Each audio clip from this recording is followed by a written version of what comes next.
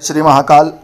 आज हम बात करने वाले हैं जीवन रेखा के विषय में। जी हाँ, आपकी आयु कितनी है, आप कितने वर्ष तक जीवित रहेंगे, उसके साथ साथ आपके जीवन रेखा का हाल कैसा है, कितने वर्ष की आपको आयु प्राप्त हुई है या जीवन रेखा के आधार पर आपके साथ किस प्रकार की घटनाएं घटित होंगी, इन सभी विषयों पर हम विस्तार से चर्चा करने वाले हैं। आप चैनल पर हैं तो वीडियो को लाइक कर दीजिए और चैनल को सब्सक्राइब कर दीजिए। जैसा कि आप सब जानते हैं, हर एक मनुष्य की इच्छा होती है कि उसे लंबे समय तक आयु प्राप्त हो, और व्यक्ति उत्सुक भी रहते हैं कि उनकी आयु कैसी है और कितने वर्ष की उन्हें आयु प्राप्त हुई है। तो यह सारी बातें हम हाथ में जीवन रेखा को देखकर पता कर सकते हैं। बहुत आसान तरीका है इस विषय की जानकारी का, लेकिन पूर्ण रूप से आयु कितनी है वह केवल गणित के द्वारा ही उसका साधन किया जा सकता है। लेकिन आप मोटे रूप में और सूक्ष्म तरीके से इस बात को समझ सकते हैं, तो हम उसी विषय पर आज बात करने वाले हैं। आप वीडियो में अंत तक बने रहिए और वीडियो को देखते रहिए।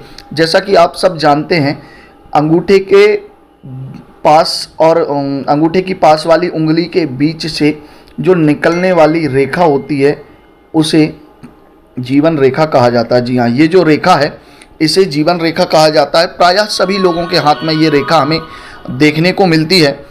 तो इसी रेखा को लाइफ लाइन कहा जाता है, जीवन की रेखा कहा जाता है।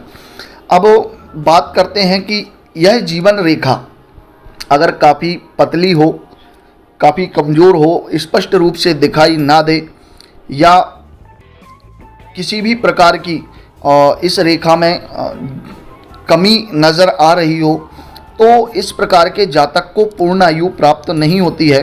और पूर्ण आयु जो हस्तरेखा ग्रंथों के हिसाब से बताई गई है वह 120 वर्ष की मानी जाती है। लेकिन हाथ की जीवन रेखा के आधार से निर्णय होता है कि उस जातक की आयु कितनी है। यदि किसी व्यक्ति की जीवन रेखा, जी हाँ, अगर किसी की जीवन रेखा पूर्ण है, स्पष्ट है और स्वच्छ रूप से दिखाई पड़ रही है, तब इस स्थिति में हम कह सकते हैं कि इस जातक की पूर्ण आयु है, अर्थात यह अपनी आयु का पूर्ण हिस्से का भोग करने वाला है। लेकिन इसी के साथ यदि किसी व्यक्ति के हाथ में जीवन रेखा प्रारंभ में तो मोटी हो और फिर उसके बाद में जो है धीरे धीरे करके यह जीवन रेखा पतली होती चली जाए, तो इस स्थिति में कहना चाहिए कि ऐसा जो जातक होता है वह पूर्ण आयु का भोग नहीं कर पाता है, अर्थात उसकी आयु की कमी होती है। प्रारंभ में मोटी जीवन रेखा और बाद में अगर वह पतली हो जाए तो समझ लीजिए कि जिस स्थान पर यह रेखा पतली हुई है वहाँ से जातक का स्वास्थ्य काफ़ी गड़बड़ रहने वाला है और वह रोगी जीवन ही व्यतीत करेगा, उसका जीवन रोग से भरा हुआ रहेगा। अब दूसरी बात यह होती है कि जीवन रेखा यदि हाथ से प्रारंभ होकर और बीच में ही जो है विलुप्त हो जाए, जी हाँ, इस प्रकार यदि विलुप्त हो जाए, आधी जीवन रेखा हो, तो इस स्थिति में हमें समझना चाहिए कि उस जातक की आयु अल्प है, कम है। जितनी बड़ी जीवन रेखा होगी उतनी ही जातक की आयु उसे प्राप्त होती है। लेकिन केवल यही एक मात्र नियम नहीं है कि जीवन रेखा आधी हो और उसके बाद जातक का जीवन ही पूर्ण हो जाए, उसकी मृत्यु हो जाए, ऐसा नहीं होता है। अगर कोई रेखा जीवन रेखा से मिलकर उस रेखा को पूरा कर दे तो समझ लीजिए कि ऐसा जातक भी अपनी पूर्ण आयु प्राप्त करता है। लेकिन जिस जगह जीवन रेखा पूर्ण हो रही है और उसके साथ ही दूसरी रेखा उसे लेकर आगे बढ़ रही है, तो ऐसे जातक को मृत्यु तुल्य कष्ट अपने जीवन में एक बार जरूर होता है। जब उसकी जीवन रेखा पूर्ण हो रही हो, मृत्यु तुल्य कष्ट भोगता है, किसी न किसी रोग से ग्रसित होता है, तो वह काल के मुख से वापस आ जाता है, ऐसा हमें समझना चाहिए। इसी के साथ साथ किसी किसी के हाथ में जीवन रेखा जो है आधी होती है, लेकिन उसी के साथ यदि कोई रेखा जीवन रेखा से मिलकर इस तरह से बृहस्पति पर्वत पर चली जाए, जी हाँ, बृहस्पति पर्वत पर चली जाए, तब भी इस स्थिति में हमें जातक की आयु को लंबा ही बताना चाहिए, उसे दीर्घायु ही बताना चाहिए। ऐसी स्थिति में भी जातक लंबी आयु प्राप्त करता है। भले ही यहाँ पर रेखा छोटी हो, लेकिन रेखा की वृद्धि बृहस्पति पर्वत पर पूर्ण आयु का योग प्रदान करने वाली मानी जाती है। इसी के साथ साथ जीवन रेखा की अन्य और भी स्थितियां हमें देखने को मिलती है। जैसे जीवन रेखा अगर हाथ से चलकर मणिबंध तक आए और इसमें किसी भी जगह बीच में क्रॉस का चिन्ह अगर हमें देखने को मिल जाए, तो जिस जगह पर क्रॉस का चिन्ह है उस जगह पर जातक के साथ किसी प्रकार की घटना या दुर्घटना होने की संभावनाएं बन जाती हैं। लेकिन इसके साथ साथ और भी अन्य योग हमें देखना चाहिए। अगर हाथ में जीवन रेखा आदि है और जातक की मस्तिष्क रेखा अगर पूर्ण है और साथ ही उसकी हृदय रेखा भी बृहस्पति पर जा रही है, तब इस स्थिति में आधी जीवन रेखा भी अगर होगी तो भी जातक को पूर्ण आयु प्राप्त होगी।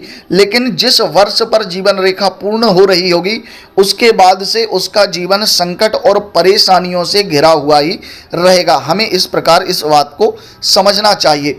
आगे के विषय में जो है जीवन रेखा के विषय में कहा गया है कि हाथ में अगर जीवन रेखा बन रही हो और जीवन रेखा पर किसी भी प्रकार का द्वीप का चिन्ह हो, अर्थात पर्वत की द्वीप का चिन्ह मैं आपको बड़े प्रकार में बनाकर बता देता हूं कि इस प्रकार का कोई भी चिन्ह यदि जीवन रेखा पर बन रहा हो तो इस बात को समझ लीजिए कि उससे आगे का व्यक्ति का जो जीवन है वह संकट और परेशानियों से भरा रहने वाला है। वह अपने जीवन में बहुत परेशानियां और संकट को उठाने वाला माना जाएगा।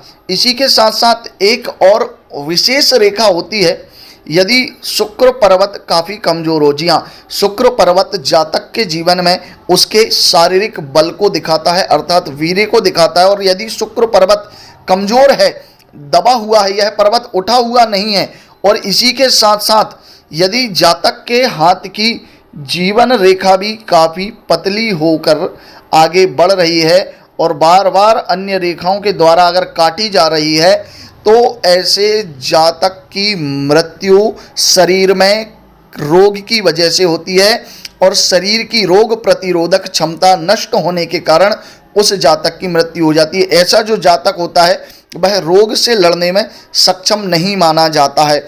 इस स्थिति में अगर साथ ही उसके हाथ में सारी स्थिति है, शुक्र पर्वत कमज़ोर है, जीवन रेखा कट रही है, लेकिन यदि स्वास्थ्य रेखा निकलकर जीवन रेखा से संबंध बना ले, तब ऐसा जातक बार बार बीमार पड़ने के बाद भी स्वास्थ्य लाभ प्राप्त कर लेता है और स्वस्थ होकर अपनी पूर्ण आयु व्यतीत करता है। लेकिन ऐसे जातक का धन केवल और केवल रोग में ही खर्च होता है।